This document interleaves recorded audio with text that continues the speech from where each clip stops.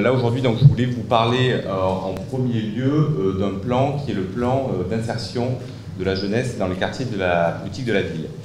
Alors en fait, c'est un plan qui a été mis en place cette année par le préfet de région, hein, c'est au niveau de la préfecture. Et ce plan donc, a pour but d'insérer de manière sociale, citoyenne et professionnelle environ 10 000 jeunes des quartiers qui bénéficieront donc d'un accompagnement individualisé.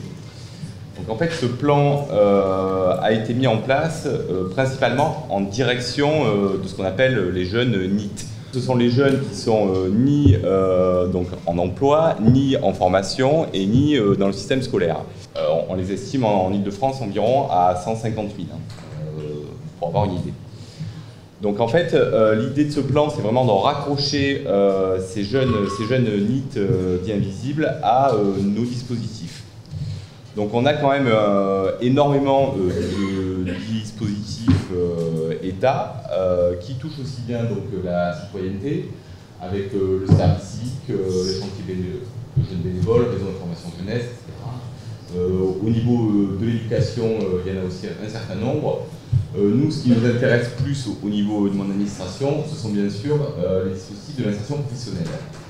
Avec les dispositifs de Pôle emploi, qui est l'accompagnement intensif des jeunes, hein, qui est un dispositif en fait, qui est vraiment relié à Pôle emploi.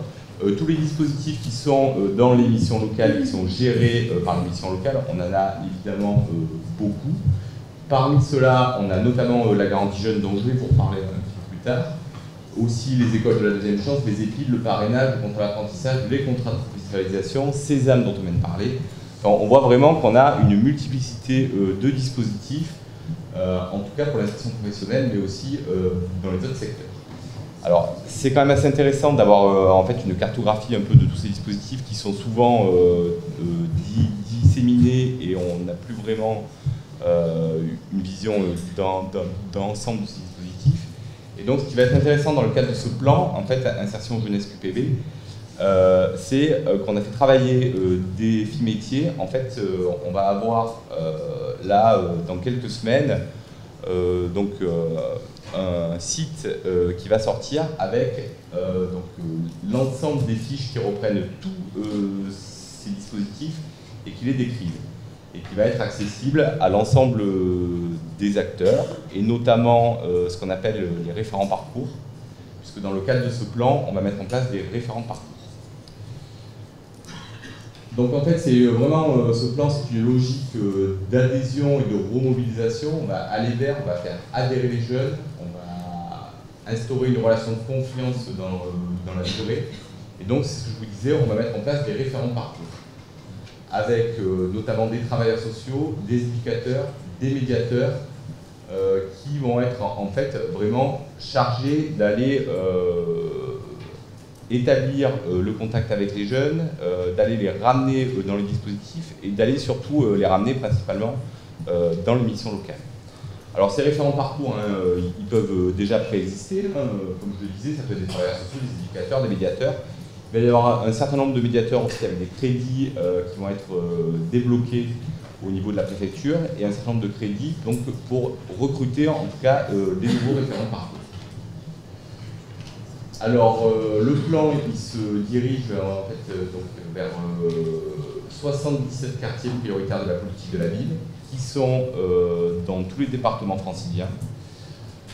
Donc la liste, je peux éventuellement vous la communiquer de l'ensemble de ces quartiers, peut-être que vous pourrez passer par là, qui pourra ensuite vous la renvoyer. Et on a 31 groupes opérationnels donc, qui ont été mis ensemble, qui ont été mis en place.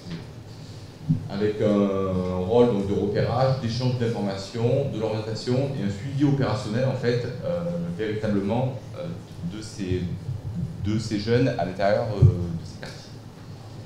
Donc on va avoir des échanges d'informations à l'intérieur de ces groupes opérationnels qui vont être encadrés par une charte régionale qui a été mise en place et validée par la CNIL, où on va avoir vraiment un certain nombre d'échanges d'informations entre les différents acteurs et qui vont pouvoir véritablement permettre de suivre les jeunes.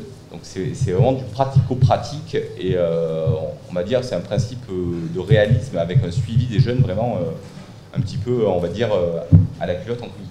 Alors qui fait partie de ces groupes opérationnels? Alors là c'est vraiment finalement aux coordonnateurs des groupes opérationnels qui sont en général les délégués de préfet ou les sous-préfets villes de mettre autour de la table finalement tous les acteurs qui peuvent être utiles, qui peuvent repérer les jeunes et qui peuvent proposer des solutions. Alors il y aura évidemment les missions locales, il y a bien sûr la PJJ également, les acteurs de la PJJ qui seront invités lors de ces groupes opérationnels. Alors je ne sais pas, c'est peut-être déjà le cas, vous avez peut-être été contacté par les sous-préfets ou par les délégués du préfet pour faire partie de ces groupes opérationnels, ou en tout cas ça risque de se faire dans les mois qui arrivent. Il faut savoir qu'en fait les groupes opérationnels viennent vraiment d'être mis en place. Donc l'objectif est bien de rendre les jeunes employables en adéquation avec les besoins des entreprises et de mettre en relation aussi les groupes opérationnels avec le monde des entreprises. Et là aussi, on va avoir les acteurs économiques qui seront présents au sein de ces groupes opérationnels.